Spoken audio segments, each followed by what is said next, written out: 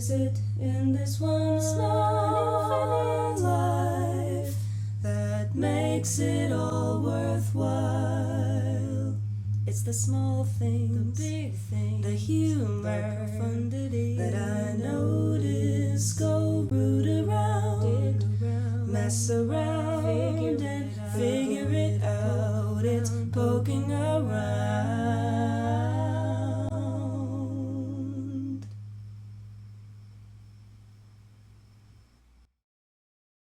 Hello. Welcome to Poking Around the Podcast, where we joke around about poems and we poem around about jokes. I'm Hannah. I'm Zoe. And that's it. Okay, and you're the go. pokers and the jokers. Yeah. Choose your warrior. Choose your fighter. Yeah.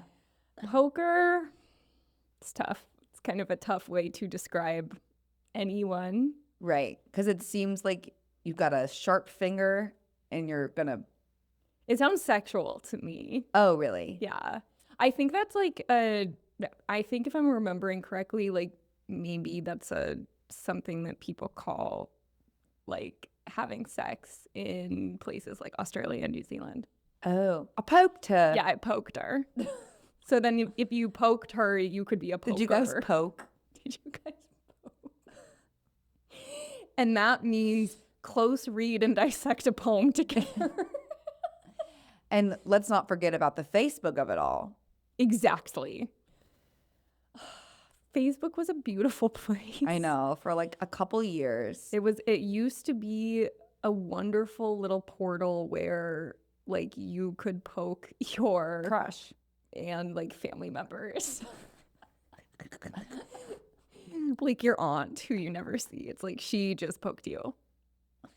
Oh, that was cute. We were the right age for that. We were the perfect 13, age. 14, 15. When I got a Facebook account at 13, I was the primed and perfect age for having a Facebook account. I know. Everything on there was like a Disneyland of the imagination. When it was like, did you see like Jessica changed her profile picture? No. Profile and then it was culture. The talk of the town the next day at school. And then when you would change yours, you'd come to school like, yeah. You'd have like a full-blown photo shoot with your mom. Like, you'd be like, let's go to the sunflower field next to the airport. Let's bring a chair from home. Yeah. Let's put it in the middle. You're like yelling at your mom the whole time. You're like looking at the picture she took. You're like, Mom, how come that you always make me look so bad, Mom? I'm trying to get a new Facebook profile picture. Or you would like get your friends together and go to the playground. Yeah. My friend Kinsey was like early on in high school. She was like, I am going to be a photographer. You can imagine how everyone was addicted to Kinsey. And every time we hung out, it was like, let's do a photo shoot. Let's get all dressed up and go to the playground. It's kind of like when I got a phone with portrait mode. Yes. Like our I think our first semester senior year of college. Portrait mode hit the market. Hannah, which is not normal for you to have, my phone had broke. Like, yeah. You had the latest technology before everyone else, which was not a standard experience for either of us. But everyone was addicted to your phone. It was like, Hannah, come over here. Like, wait, will you take a picture of me by this tree on portrait mode? Also, portrait mode was so bad. I was like, I have a full-time job taking pictures of my friends at this pregame. But also, like, portrait mode, it was like, it would like blur out like half your head. It's like, these pictures like do not look good objectively. It's crazy. At the time we were like, this is amazing. No, we were like, it's a professional camera. But it was also like, now you look back, you're like, what? And portrait mode did not work inside. Inside night portrait mode, like, no. I bet it works now. I mean, we both have it on our little phones. I never use it. Me neither. It's like loserish kind of like use it. Millennial behavior. Like, portrait mode. It's like a portrait. I'm not trying to get my portrait taken. It's like, that's when I like hire a professional. Yeah. So I'm a full-grown woman. Yeah. But we used to be girls. We were girls at the perfect time. I was so in love with it. I know. Yeah. Okay.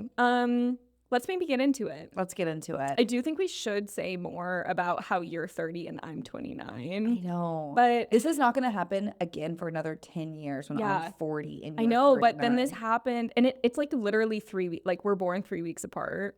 So beautiful. And April 10th and May 6th for the listeners at home. So basically it's like 4 weeks actually. Yeah, it's just like nearly. Just about a month. One beautiful month. Yeah. And we have had this happen before because we were friends when we made friends when we were 18. Mm-hmm. And so there was also a time when Hannah had turned 20 and I was still a teenager. Which is crazy. That's like the most extreme version, I think. Yeah. It's like, I'm in my teens. It's like, okay, to be in your 20s, like you basically get it. Yeah. I was in my teens. Yeah. And I think we've said this on the podcast before, but we were like, you say 19-year-old girl, but you say 20-year-old woman. And we were addicted and I to saying stand that. by that. I put it in my book. Really? Yeah. Oh, I can't wait to read your book. I'm going to be like, oh. You're going to see yourself all over it. Because my character, Girly Pie in my book, she's 18. She's turning 19 that summer. But she also is like dating casually, situationship-wise, in a way that will be familiar to all women everywhere. A man who's 10 years older than her. He's 29. He's 29. And so like that's gross. He makes an assumption when she's like he asks how old she is and she says 19 because she's like, let me just round up, you know, because I'm like about to turn 19. And then he's like, oh, so you're turning 20. And she's like, yeah. Because it's like actually really embarrassing how young I am. Yeah. But it's not actually embarrassing for her. It's embarrassing for him. Of course. And we need to talk about that. Your age is never embarrassing. It's your age. How old you are. It's like how long you've been on the earth. Like that's just all it is. Yeah. So just be your age. I'm such a proponent of just being the exact age that you are. And you know what? Be yourself while you're at it. Go ahead and be yourself. Because actually everyone else is taken. And I'm always saying that. I'm always saying stuff like that. You can quote me directly. Zoe Branch once said, be yourself, everyone else is taken. Whose quote is that actually? It doesn't matter. It's amazing. They did a great, you know what? Should we look it up? Yeah. That's the kind of quote where it's like, it's so corny, it's used again and again, but it just hits every time. You're like, you know what? Everyone else is taken. And actually, the older I get, the more I believe in like the absoluteness of our like singular uniqueness. Yeah. Like, I think when I was younger, I was like, everyone's basically kind of the same. And the older I get, I am like, we're all different. I have like a beautiful and unique perspective on the world.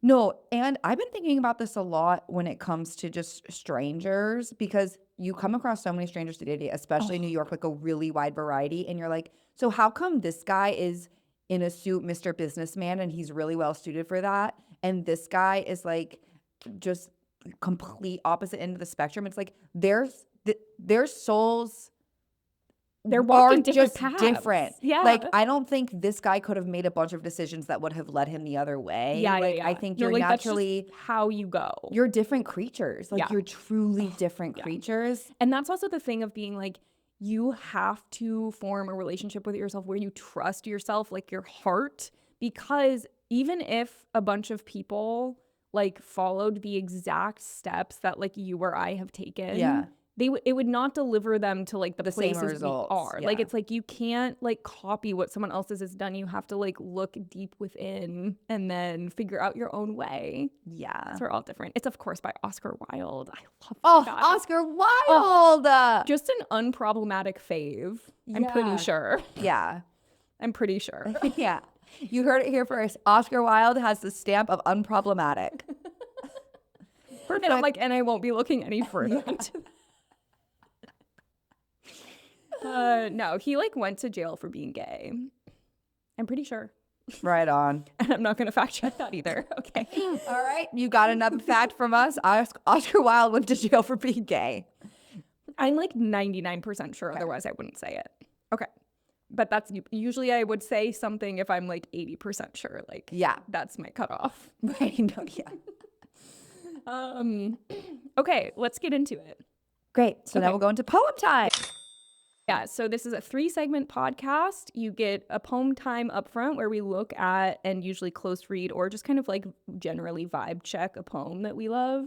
And then we get joke time where one of us tells a funny idea or story or, again, totally vibe based. And then the 3rd segment is poem time again, which is when we, and hopefully also you, write a poem on the spot inspired by one or many of the topics that we talked about. If you do end up doing that, you can send us your poem at pokingaroundpod@gmail.com, and we will read them. We will be delighted. And hopefully this podcast, our goal and our dream is that it allows you to look at poetry through a different lens. It empowers you to also write poetry, and it makes you laugh. Yeah. And it makes you call your friend. And it makes you call your friend You miss who your you friend love. and you want to talk to them. I think that what I'm hoping for this podcast also is just to really cement us in the cultural imagination as iconic friendship. Friends. Yes. Like an iconic friendship. Iconic friendship. Okay. Let's do poem We've been time. on our high five game recently. And the high fives are good. I know. Like first time. We like lock eyes. We're We're like- Okay. Be yourself. Everyone else is taken. That's what's open. Let me find my poem. Okay. Oh my God. The way they redesigned iOS is completely illegible to me. I know. And everyone's like, I don't know how to use my phone anymore. Cut it out with the ambition. Cut it out. Okay. This poem is called Waiting for Happiness by Nomi Stone. Dog knows when friend will come home because each hour friend's smell pales, air paring down the good smell with its little diamond. It means I miss you. Oh, I miss you. How hard it is to wait for my happiness and how good when it arrives. Here we are in our bodies, ripe as avocados, softer, brightening with latencies like a hot blue core of electricity. Our ankles knotted to our calves by a thread, womb sparking with watermelon seeds we swallowed as children. The heart again badly hurt, trying and failing. But it is almost 5, says the dog. It is almost 5. Oh. Doesn't that just make you feel kind of warm and also sad and also happy? Dogs. Oh, it's almost 5, says the dog. Dogs. Oh, yeah. Dogs are really like such pure lovers. Like waiting at the door with the tail wagging, elated to see you and wanting to like, jump on you and kiss you. Really, really sad and happy at the same time. Because Yeah. it's like, it's such a beautiful, like, it's like dogs have basically been bred to be like that. And they are legitimately man's best friend. It's like Literally. they nail that role. Yeah. But anytime I think about like the like corporeal agency of a pet, I actually I feel really dark. It feels really dark. It is like, I think the thing that we all want to imagine and the narrative that we push about dogs is that they are these like really, these creatures arisen from the earth that are naturally so loving, so sweet, and man's best friend. Yeah. And yeah, the truth is that we manipulated wolves. We manipulated like friendliest wolves, like specifically centuries. bred them over centuries into all these create different friends. We like Frankenstein. we basically them. like enslave. But I also think at the same time, one must imagine the dog happy. And the truth in the is, way as well as one must imagine Sisyphus happy. Yes. And the truth is, the dog does exist. The creature does exist, whether or not humans played a role in manipulation of the natural Earth's order. Humans are a part of the natural Earth's order. So it's like, it actually is natural. Yeah. Humans naturally did that. This is Everything is natural. It's our so argument weird. that nothing is actually unnatural because everything exists of the earth, like Right. including plastic. Like we Including made plastic podcasts. and podcast. Like a podcast is a naturally occurring event. A podcast is as natural as a tree. Like maybe we had to take like way more steps to get to the podcast, but like your Wi-Fi router is as natural it's made part of of the the earth as like the wind and the sea. Like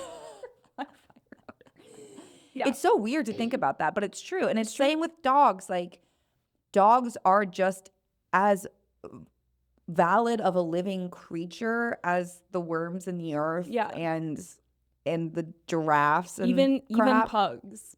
Even pugs, because they do exist and they are living and they do breathe, and sure, we like sort of kind of push them in that direction. We said, I want your face to be even more kind of like this. So there's this weird, it's so interesting. Yeah. But I love dogs. Yeah, I know. I love this line in the poem. Like she's, we start and we end with the dog. And like, I love this. Well, first of all, this image of like friends smell pails. Yeah. Like, I love like getting into the mind-ish of the dog here. And then like this line, it means I miss you. Oh, I miss you. Like we are the dog in that moment. And like that yearning, that like that feeling of like what it is to wait by the door. Oh, Phoebe Bridgers has so many good lines. She has so many good lines. She taps in with the dog. Like a dog with a bird at your door. Like a dog with a bird at your door. It's like, that's so depressing. Because it's also just like the dog. And the killer doesn't understand. Doesn't even understand it killed the bird. Oh my God. Yeah. Phoebe Bridgers is so amazing. The dog, like, the human has this whole full life with like all this different love and like goes to work and comes back. The dog just sits at home. I think I would have a hard time having a dog if I wasn't home a lot. Yeah. Because I would just feel imagining really the dog guilty. sitting there waiting for you to come home. And you love the dog. And you love the dog. I know. Oh, what a like complicated and also extremely simple form of love. I know. Like it's both things. Yeah. Oh, I just love it. Yeah, so this idea of like the dog waiting for its happiness. And then we have like a shift in the poem. Mm-hmm. Here we are in our bodies, ripe as avocados. Ooh, yes. Softer, brightening with latencies like a hot blue core of electricity. Our ankles knotted to our calves by a thread. This is all one sentence. Womb sparking with watermelon seeds we swallowed as children. The heart again badly hurt, trying and failing. So it's one big sentence. And I love how it's like we're in the mind of the dog and then we're like, boom, somewhere totally different. Yeah. I love the very first, maybe we'll break this. Yeah. Let's just break it down. Here we are in our bodies, ripe as avocados, softer. That is like so, because you press on your body, it's got all this like fluff. Mm-hmm. It's like ripe as like when you're in the grocery store and you're like pushing on avocados and you're like, I want like a softer one because I like want to enjoy it right now. To think of a body like that is like, oh my gosh, what is simple and like delicious perspective. Like I just like love when that. you I've have never your heard head that before. rested on like your mom's chest and you're just like, it's so plush and soft and amazing. And it's kind of like body positivity. Yeah. Ripe as avocados. Yeah. I love that. Yes. Okay. Softer, brightening with latencies, like a hot blue core of electricity. Okay, that's like interesting to me. Yeah. Let's look up latencies because I have like the vaguest idea of what that means, but I don't actually really know in my heart. No, I don't even know. Latencies. I think it means like slow something. Time delays. Time delays between a cause and effect, stimulus and response, or request and result in systems. Okay. Interesting. Okay, well, that kind of ties into this idea of like the dog waiting. You know, like there's this delay between the first and the second thing, which is the human out in the world living its life. And it's brightening with latency. So it's like as you're like it's feeding into itself, like as you're waiting, like that expectation. yeah, it's growing, it's like swelling. And that's why it's swelling. oh my God. Brightening with latencies like a hot blue core of electricity. Like that just, it really, captures the kind of like anticipation or like the closer it gets to 5, the more. Yeah, like it builds. Yeah. And then we have a colon. Our ankles knotted to our calves by a thread. Ooh. Wow. Yeah. Which also I'm like, okay, now we're in the human. Right. You know, because I don't think dogs have calves basically. Or ankle. Well, they have ankles. Do dogs have calves? They probably do. They have like tendons. I think you're doing like a dog with like a ripped calf, you know, like the definition. I'm just gonna look it up. This is what the internet is for. When Do I was in dogs high have school, I was like, calves? I love calves. Like I'm just remembering that right now, like on a guy. Like, I was Yeah, you were like, this I is gonna be love my his new calves. personality Yeah. trait. Do dogs have calves? Yes. Great. They're the muscular, fleshy area of the rear legs below the knee. We were promoting dog calf erasure. Dogs have calves. They have them. I'm sick of hearing people say stuff that like dogs don't have calves. Like, come on, lock in. Come on. So then I Grow up. I like this here, like our ankles knotted to our calves by a thread. Like there's something here that's like you and me, Yeah. me and the dog. Yeah. Both of us have ankles that are Knotted knotted to to our our calves by calves with a thread. And in that way, we are the same. Yeah. And then I love, And that's like a bouncy image too. Yeah, You know, yeah. like it's like, and then I love this part: womb sparking with watermelon seeds we swallowed as children. Yes.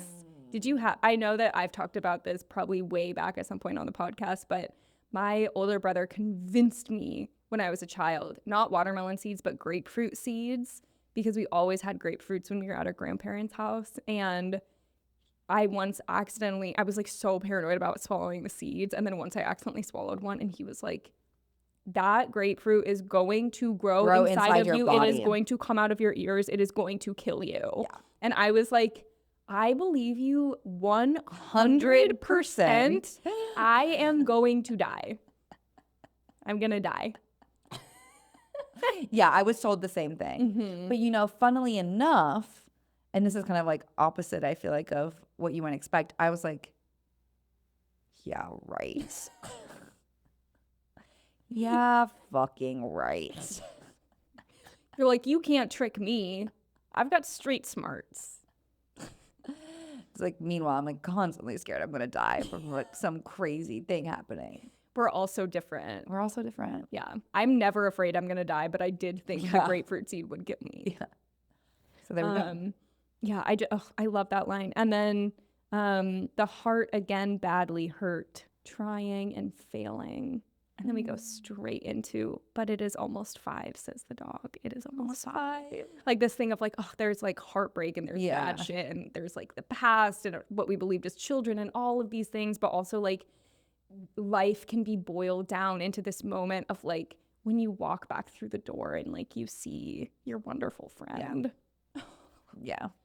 Your wonderful friend. Wonderful friend, the dog. Oh, yeah. What the dog in my arm. I know. Oh, gosh. No, if I had a dog right now, I would be thinking about how the dog is sitting at home. And I would be sick. Yeah. I mean, yeah. And I know that probably like dogs, I know they like to sleep a lot and blah, blah, blah.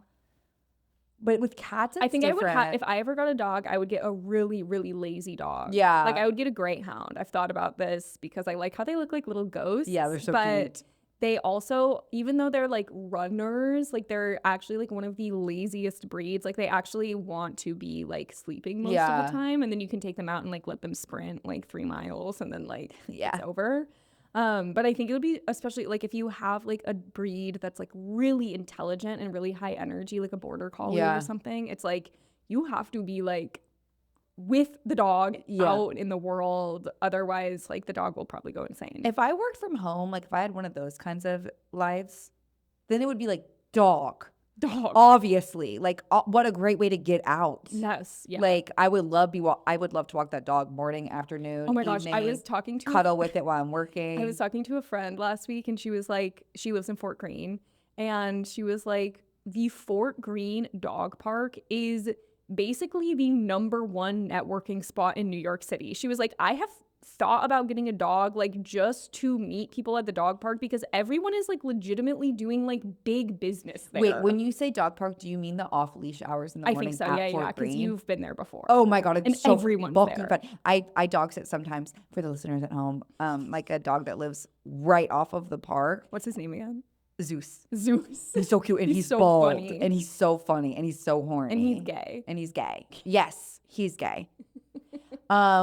I know that because he likes to hump other boy dogs. The second you take him to those off leash hours, it's like he has one of those fucked up dog erections, those little hot dogs, and he's like humping all the boys, and you have to be like, Zeus, stop, Zeus.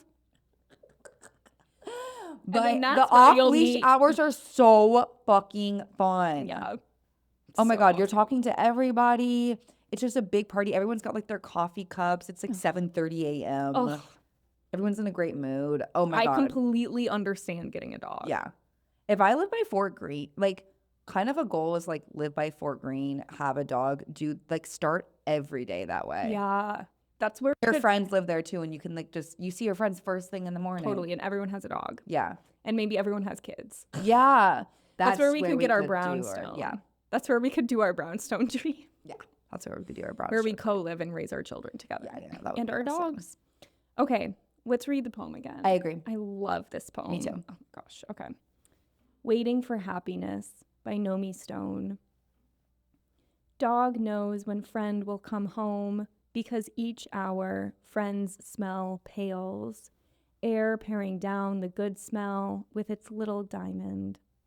It means I miss you, oh, I miss you, how hard it is to wait for my happiness, and how good when it arrives.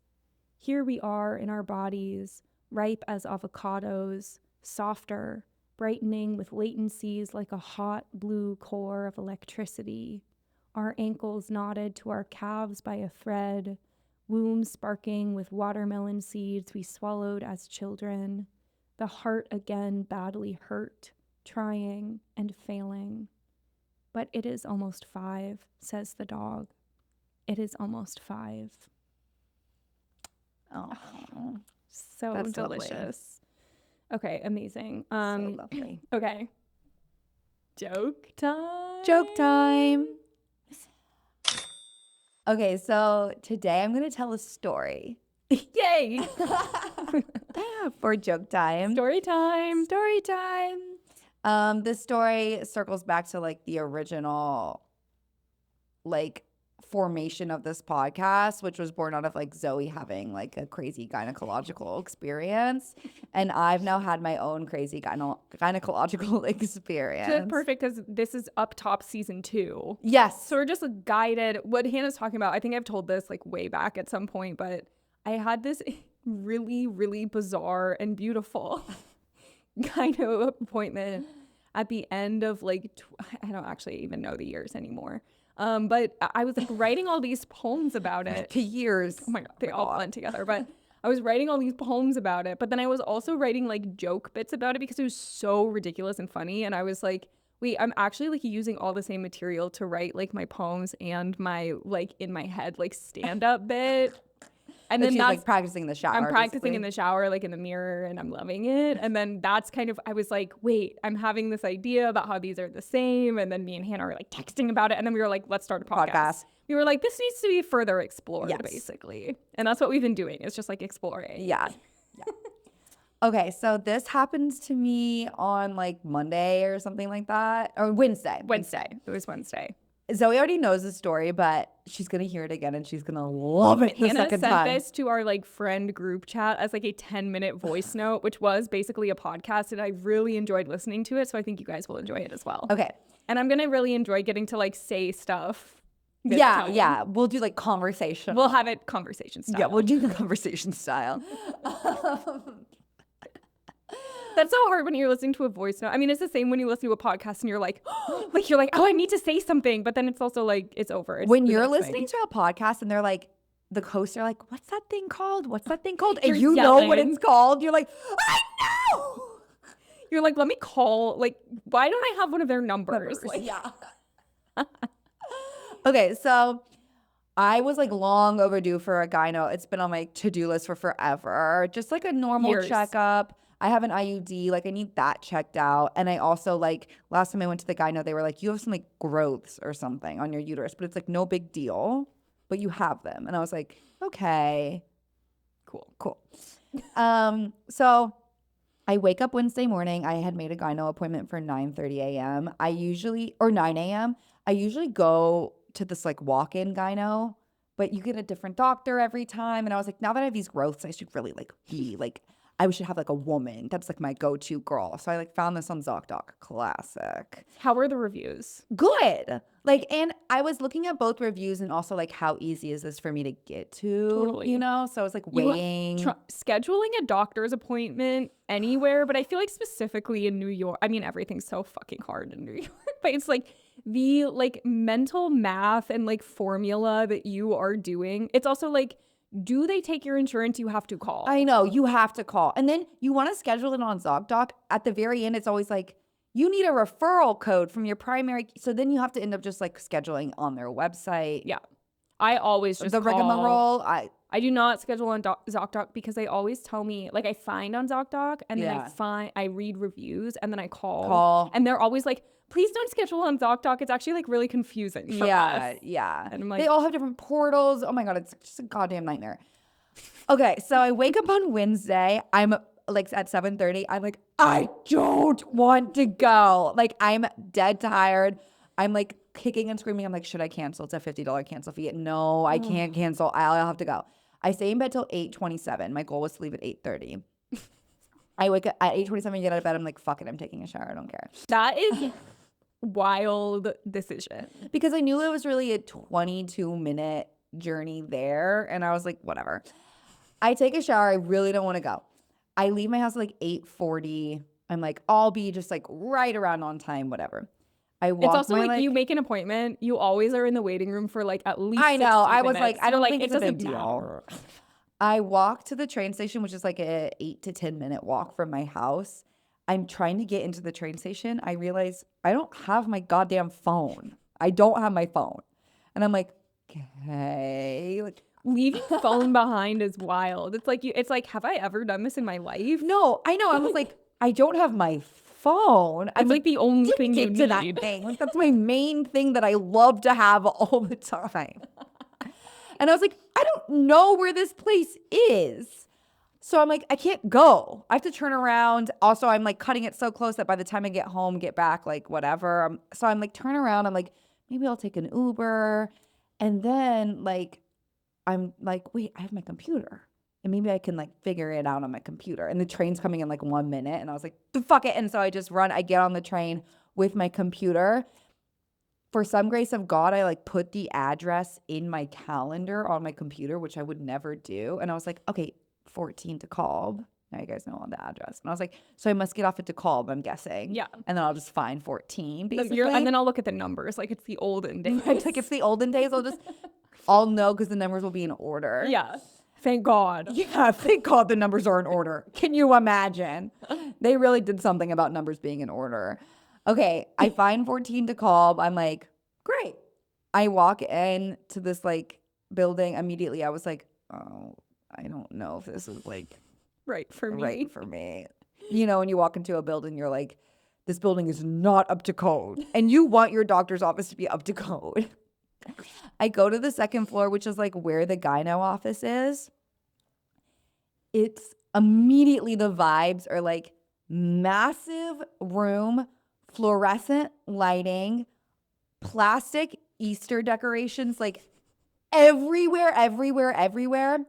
One big TV on the wall playing The Blacklist at full volume, like no music, nothing, like just The Blacklist at full volume.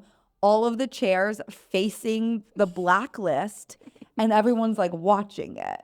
Wait, okay. What is the Blacklist? It's like a crime show. I only knew it was a Blacklist because I thought it was like NCIS or something. Yeah. Like But it's like one of those. Yeah. It's one of those. But then I knew it was the Blacklist because Netflix popped up like, are you still watching the Blacklist? And they're like, yes, They're like, everyone's continue watching.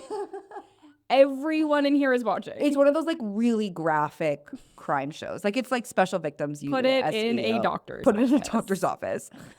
Put it in the gyno where you're already like, They should be playing like Bob Ross. no, it's crazy, dude. There's also all these posters all over the wall that are like vaginal reconstruction surgery. And then it's like all these checkpoints that are like better sex, check. Great prices, check. Tighter vagina, check. You're also like, the way I am noticing my surroundings, I do not have my phone. I don't have my I'm phone. reading the vaginal reconstruction poster. There are posters everywhere. In the bathroom, it's like, please flush the toilet 3 times. It's like 3 times. I feel like a place like this really is like a feast for the eyes. It really is. Like, thank God I didn't like have it's my phone. basically contemporary art everywhere around you. I go up to the check-in desk. They're like, scan the QR code, fill out all this paperwork. I'm like, I don't have my phone. They're like, They're like, okay. what They, is wrong with you? print off a bunch more pieces of paper than you could possibly imagine for me to fill out. And they give me a cup. They're like, pee in this cup and then we can get your appointment started. I mean, 45 minutes of me chugging water. I cannot fucking pee. Like, it's ruining my life. People are coming in. They're having their whole appointments. They're leaving. I'm like watching the Blacklist, like chugging water. Like, please, I just want to pee. So I feel like I could always pee a little. This has never happened. Yeah, no, to this is me. wild. I don't get like pee shot. Like, Yeah. I'm always like, I'm ready to pee in the cup. I can pee in the cup, But even if I just peed. I want to say, like, this morning, no food, no coffee. Like, obviously, I woke up at 8:27, then I took a shower, and I meant to leave at 8:30. Like, they got on my water bottle with me. Yeah. So I'm like chugging water. You're like, yes. You're like, when you leave, like keys, phone, wallet. yeah. You're like, I don't have any of that stuff, but I do I have have my laptop. computer, water bottle. That's a different kind of version that you could rock if you really want to be present.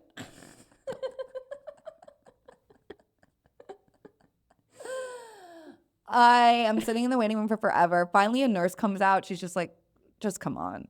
I'm like, I can't pee. I can't pee. I'm really embarrassed. I'm like holding, every time I like leave the bathroom, I'm like still holding the cup empty. And I like sit back down and like start sucking on my water bottle.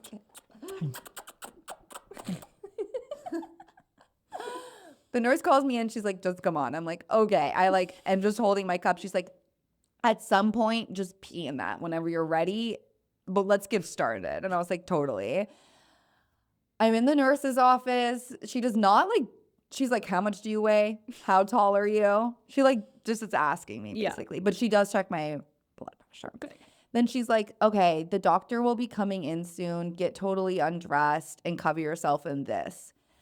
It's like this, it is not a gown. And it's not even like paper that is a gown. It's like a square of very thin pink paper. I've seen one of these girls before. Yes.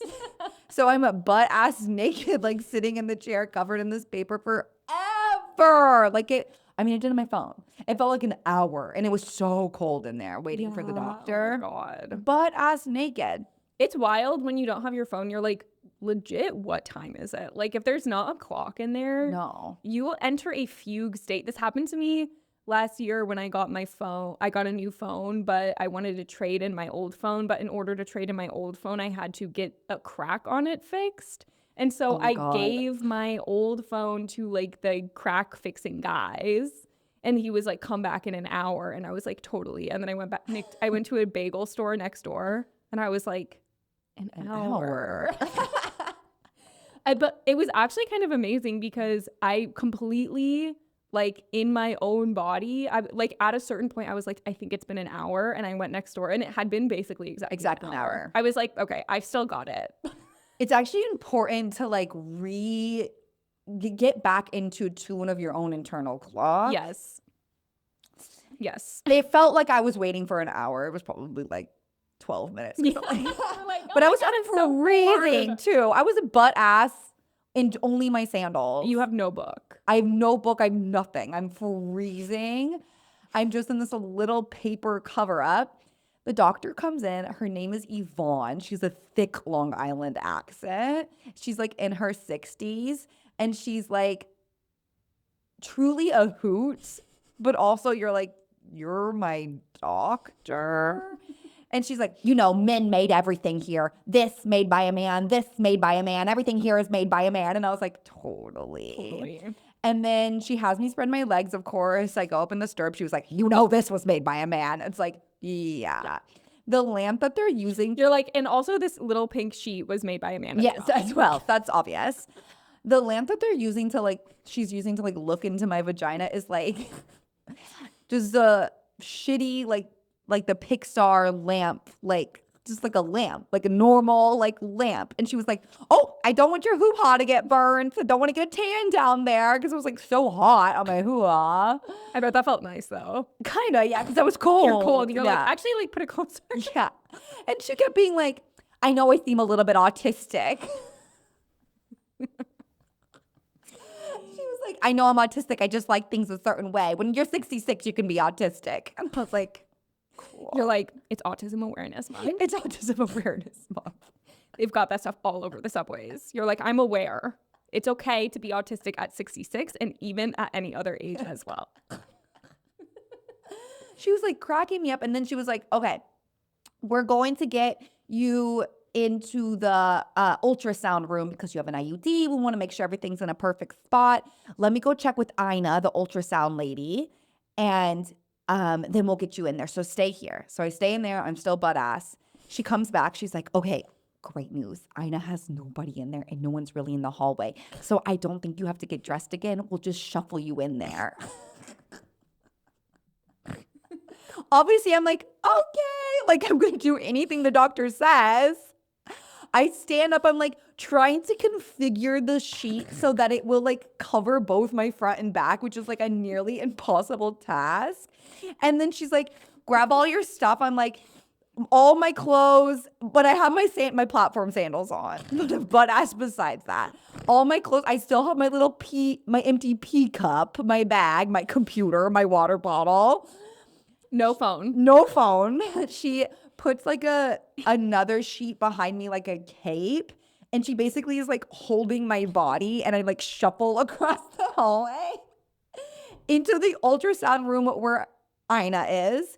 She is a very severe Russian woman with a super thick accent, and she's like, why aren't you wearing any clothes?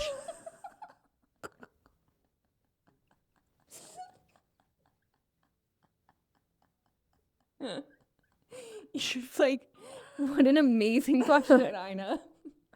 Wait, you're right. Also, this is my nightmare. It's like when you're you're getting a massage and you're like, what if they don't want me to get naked? No, and it's like so weird that I've got. They're like, why did you take off all your clothes? Like, that's really fucked up and like perverty. It's perverty. Ina's like, whoa, whoa, whoa. So, and then I'm like, totally. And she's like, I'm going to leave. You're going to get dressed. I'm like, completely You're like, agree. that sounds amazing for me as well. So I get dressed. She's also like, if you need to go to the bathroom, you better do it now because I'm going to be like putting this like thing inside you. And I'm like, actually, now I really have to pee because I've been chugging water.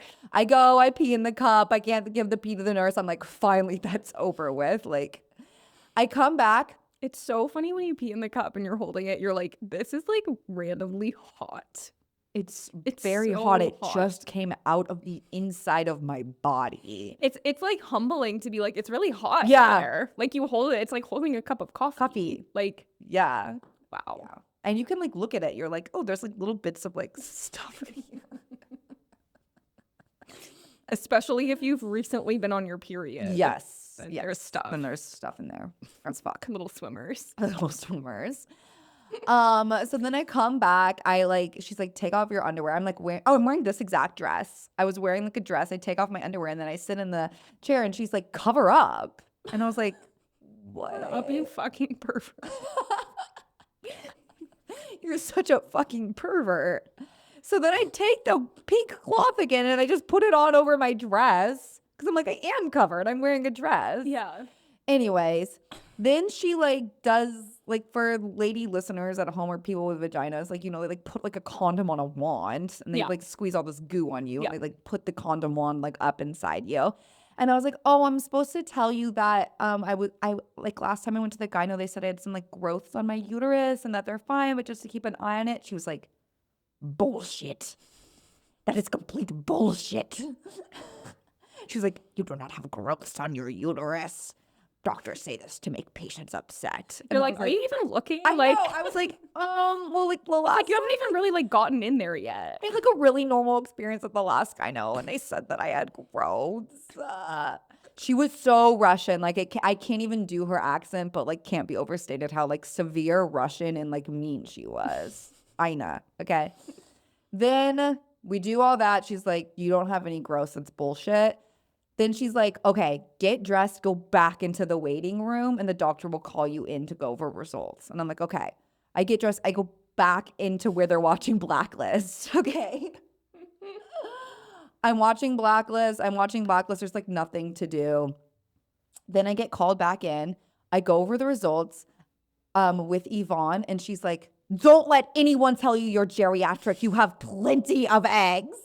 I see you just turned 30. You were not geriatric. I was like, okay, like I wasn't going to say geriatric at all, basically. You're like, can you stop saying that word? I know. But I bought some eggs, so I liked knowing that. That's like, okay, I was filling out a form this morning that was like, just like signing up for something. And it asked age range. And it said, here were the options. These two options. There were other ones as well, but they were much older. Under 30 to 39.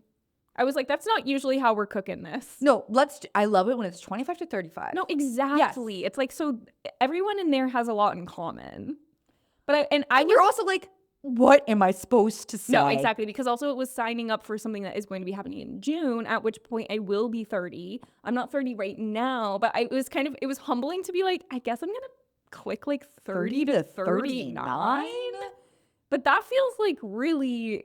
That feels right. So all of a sudden we're using the word geriatric. Like I was just like a baby, basically. I know. Like it's wrong. Like we just made the discovery of like, oh, we're children for more than half of our lives. Like we were literally children for 18 years, adults for 12 years. Until you're 36, you've been a child for more than half of your life. Yeah. So it's like geriatric. Right. I was just a kid. I was a kid for a long time, and then I was an adult. Like, crazy. I love that. We've been children. I know. So it's like whatever. We're super young. That's why it makes sense 25 to 35. Yes. Because then at 36, it's like, okay, now you're a real grown up because you've like had as much time to do that as you did to have a kid. Yes, exactly. Yeah. So then I go. Then she's like, okay, now go back and watch the Blacklist, and we're gonna call you in to do blood tests. And I was like, oh my God, I'm really done. Yeah. Like I really thought I was done.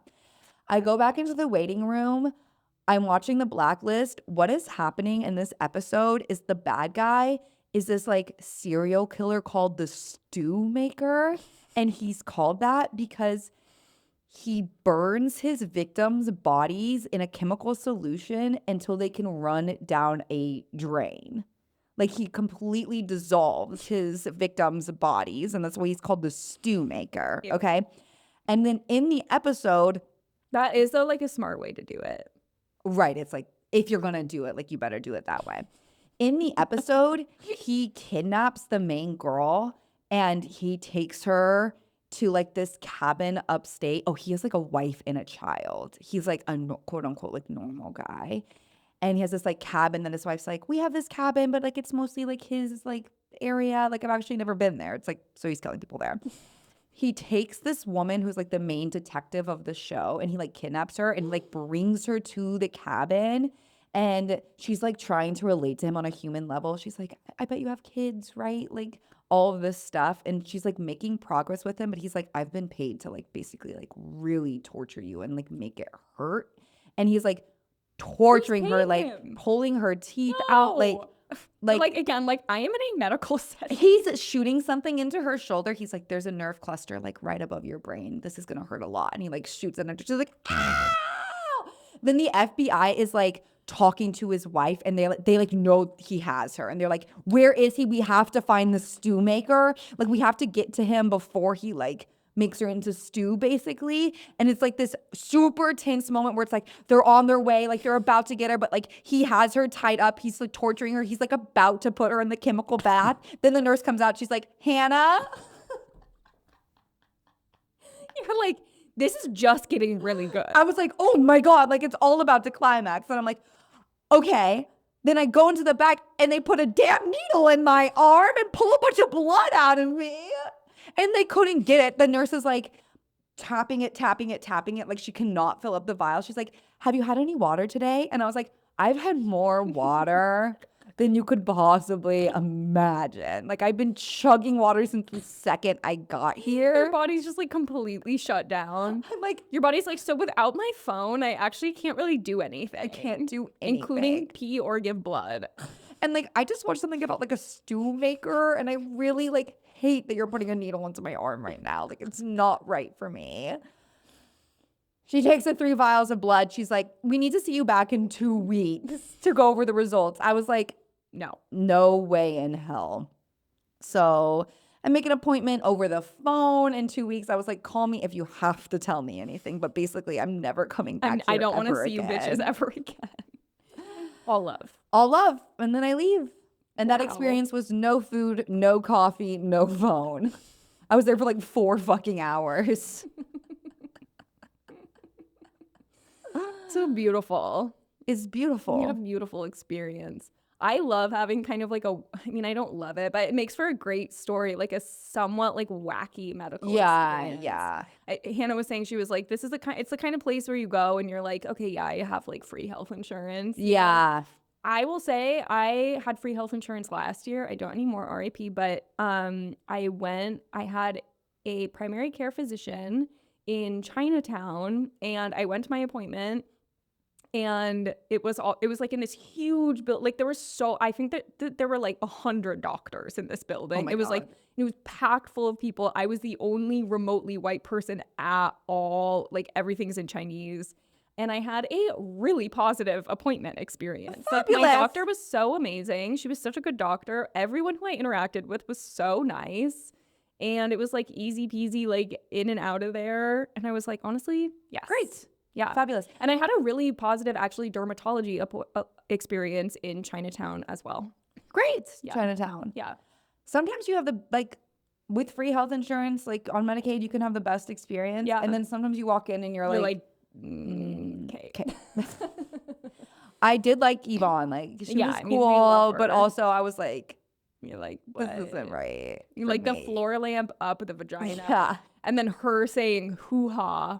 Yeah. That's kind of like your game. I love you, though. And like, everything's fine. And you have a lot of eggs. You're not even geriatric I'm not even yet. geriatric. I have so many eggs. Woo! So amazing. Yeah. So, yeah. Okay. That's the joke. That's the joke, was my very long story. I hope you guys enjoyed it. I think so. It's been a while since we've done a big story. I know. We should story more. Yeah, stories are fun. We love to tell a story. Yeah. I feel like joke time can also be like redirected at just like a funny experience. Yes, yeah. Totally. Which, man, do we have a lot of those. Yes. Yeah. Okay, great. Let's do poem time. Okay. So now's the part of the podcast where we both write an on-the-spot poem based on one or many of our fabulous topics. So let's go over what we talked about. Okay. Up top. Dogs. Right. What did we do in the first? What did we do in the first part? We were talking for a while. I know. I don't remember. Who Can one of you cares? guys call us? It's just like, tell us what we said. Who cares? That is not our business what we said up top. No. Dogs, happiness, breeding, Yeah. waiting by the door. Yeah. All that stuff. That was great. The watermelon seed thing. Yeah. Ugh, just a lot of good poem stuff. Yeah. And then gynecology. All that stuff I said about the gynecologist. Yeah. Yeah. Okay, so we're going to write our poems. Okay. And if you want to write a poem, again, reminder, you can send it to pokingaroundpod@gmail.com. And we love it when you guys do that. Okay. Okay, bye. How'd it go for you? It was good, I think. Cool. I think I am interested in what happened. Oh, great. Yeah. I will read mine first. Yeah. Okay. Yeah. I am holding again the ears of a golden, rubbing them like lambskin, like I did when I was 19 and I knew I was not yet a woman, but I was close. My mom always says these retrievers carry the souls of all the ones before, so I see Macy in the eyes of Alta, see my own childhood of running from the puppy at 9 years old, chasing me through my new single mother's backyard. Selfish and selfless all at once, to pick out the golden fluff and wrap a collar round her neck, call her ours and leave her in the backyard on school days. Been 5 years now since my girl passed away, and I guess that is really when I turned woman. When I hung her picture on my first apartment wall, and it waits there all day for my return. Oh, I'm so glad you did a dog I poem. did a doggy poem. I love this line, like, to call her ours, then leave her in the backyard. Yeah. Like, yes, Yeah. just captures it. Yeah. That's a poem about my childhood dog, Macy. And I was telling Zoe the other day, I have a friend who has a golden retriever that I just met. And I was like, she's like an old golden retriever. And I was like giving her a bunch of love. And it felt like muscle memory of just like how to pet this dog. And I was like looking at her eyes and I was like, Macy? I felt like I was like loving on my childhood dog. And your mom says the soul of one golden retriever is in all golden retrievers. retrievers. Like, they're all basically like the same person. Yeah. Yeah. It is so funny. Golden retrievers specifically, like, they are all like that. Yeah, they are. They are all the way that they are in that same way. It's like they are sharing a soul. They and are. basically like one brain cell. My mom like got a golden because she was like, we were little girls like when she got it, me and my sister, and she had just gotten divorced. We'd like just gone with her full time, and she just was like, I wanted to make sure it was a dog that was like so safe around children. It's like there's never been one report in the history of golden retrievers of them like hurting a child. Like Golden retrievers are like the goofiest. they are so sweet. Like, not a bad thought in their bodies. Like, they have been like, the predator has been so completely bred out of a golden retriever. Like, What they can do is retrieve. they can retrieve. They can hold something so gently in their mouth. Like golden retrievers can put a egg, like a raw egg in their mouth and just hold it in there. They'll just like hold it so gently. Oh my god. I know. I love that. I love them. They're so sweet. Sweeties.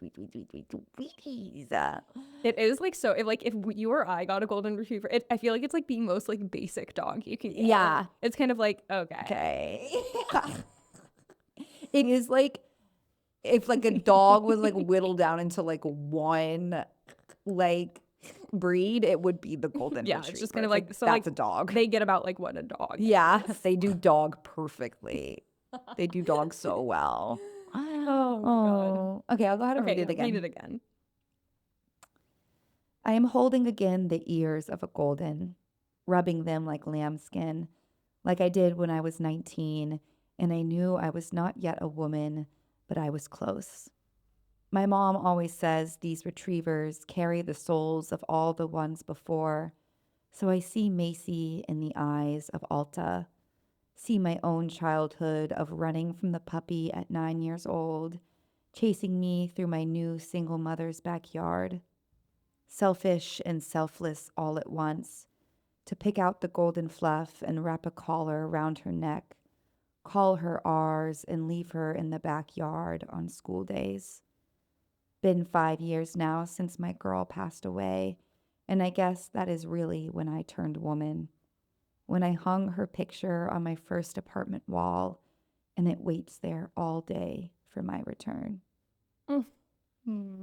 Oh, I miss Macy. Okay. Okay. I titled my poem. Oh. The title of this poem is I Left Home Without My Phone and Transcended Toward the Glorious Now. Perfect. Only the clothes on my body I had, the softness of my arms, the hair on my head, which was freshly cleaned, brilliant as $1,000,000 in cash. I left home with my feet in their sandals strapped, a receipt from years past in my pocket, and nothing else. Remember maps? Remember a mother printing off directions before the long drive, the way streets are numbered so we can find them. Remember asking a stranger which way the river is and then following the heart to all that water. Oh, feast of looking. Oh, lamp posts with their neighborhood suggestions. Oh, art of being lost, then continuing to walk. It's easy, it turns out, to return to this heliotrope world, which is vibrant as some Alzheimer's song. Oh, I love the ending. Wow. Wow. Yeah, I like this one. I feel like this is one that I'm like, ooh, I want to like get in there more. Yeah. And kind of like, but the ending kind of, I just made that decision at the last second.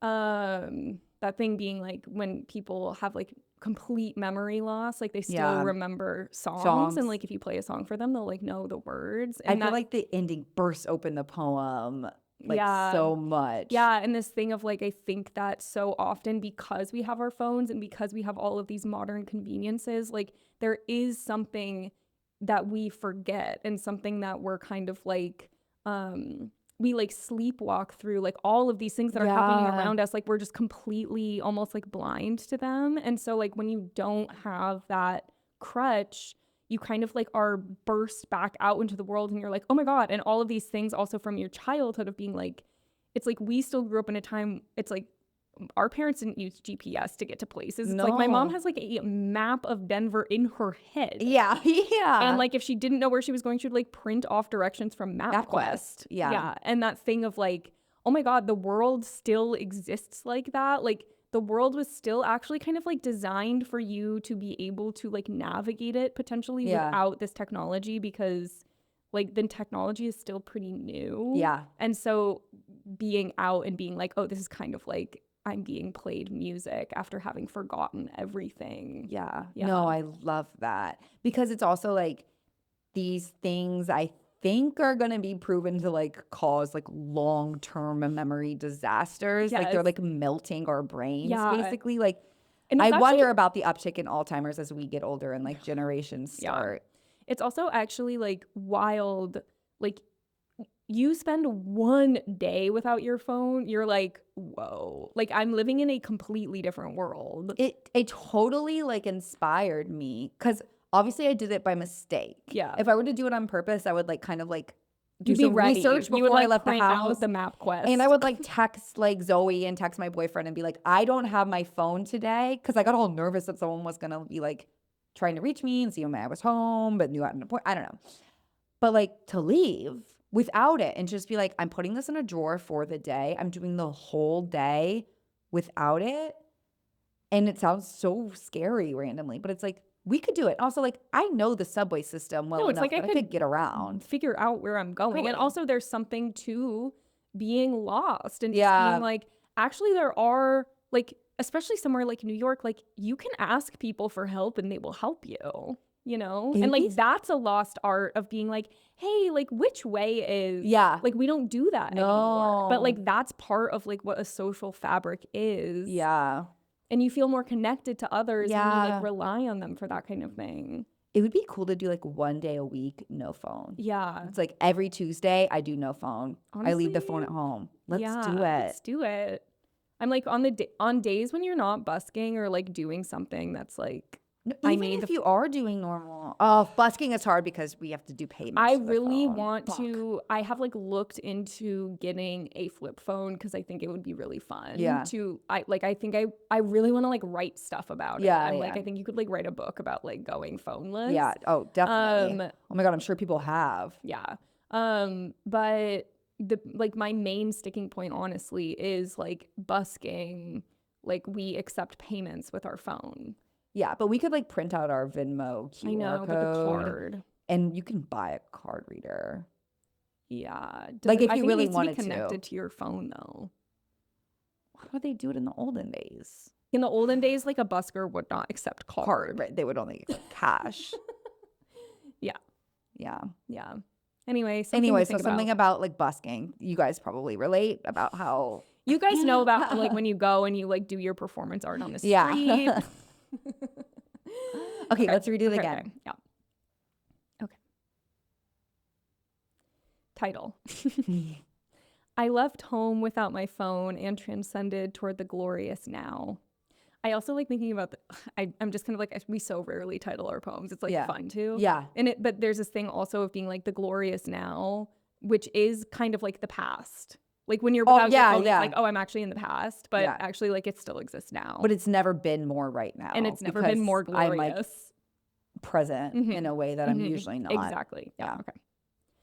Only the clothes on my body I had, the softness of my arms, the hair on my head, which was freshly cleaned, brilliant as $1,000,000 in cash. I left home with my feet in their sandals strapped, a receipt from years past in my pocket, and nothing else. Remember maps? Remember a mother printing off directions before the long drive, the way streets are numbered so we can find them. Remember asking a stranger which way the river is and then following the heart to all that water. Oh, feast of looking. Oh, lamp posts with their neighborhood suggestions. Oh, art of being lost, then continuing to walk. It's easy, it turns out, to return to this heliotrope world, which is vibrant as some Alzheimer's song. Heliotrope. I just wanted to put it in there. No, and it's so great. Because when you really look at the world, when you actually like absorb everything around you, you're like, wow. Also, asking a stranger where the river is. Excuse me, which way is the river? Can you tell me which way the river is? Yeah, it's all about that. Yeah. Oh, I love it. Okay, well, thanks everybody. So Pokers and Jokers. Pokers and Jokers. We love you guys. We're so excited to be back. Yeah, it feels really, really good. And this is actually probably maybe the last podcast we'll ever do at P&T. Yeah. Because we are transitioning into our new studio. Awesome real studio space with Gotham Production Studios. With Gossip as well. Gotham and Gossip. Yeah. Okay. We love you. We'll see you soon. Bye-bye. Bye.